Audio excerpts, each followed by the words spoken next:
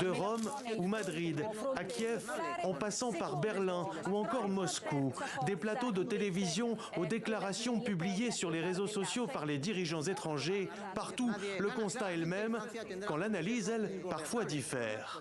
Des points de vue résumés par Donald Tusk, le Premier ministre polonais, avec ce message: à Paris l'enthousiasme, à Moscou la déception, à Kiev le soulagement, suffisamment pour être heureux à Varsovie. Si du côté de Moscou, en effet, le porte-parole du Kremlin a dit ne se faire aucune illusion quant aux relations avec Paris après le rejet de l'extrême droite française, dans plusieurs capitales européennes, comme à Bruxelles ou encore Berlin, on se dit soulagé par les résultats, sans oublier de noter cependant l'affaiblissement du président Emmanuel Macron. Je crois que l'Allemagne doit aussi s'adapter au nouveau rapport de force en France.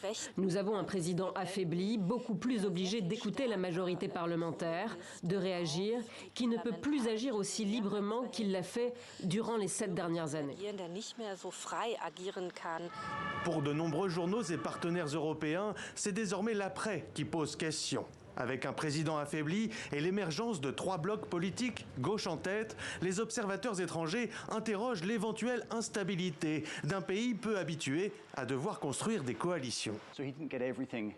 D'une certaine manière, il y a eu une négociation avec le Parlement. Ce que nous allons voir désormais, c'est un véritable déplacement du centre de gravité de la politique française, c'est-à-dire du bureau du président, autrement dit l'Élysée, vers le Parlement. Une situation bien connue du Premier ministre espagnol Pedro Sánchez, qui s'est félicité que la France ait choisi la même voie que son pays il y a un an, en rejetant l'extrême droite avec un engagement ferme en faveur de la gauche sociale, selon ses mots. Une alliance contre l'extrémisme saluée outre-Atlantique par le président vénézuélien Nicolás Maduro ou encore le brésilien Lula da Silva.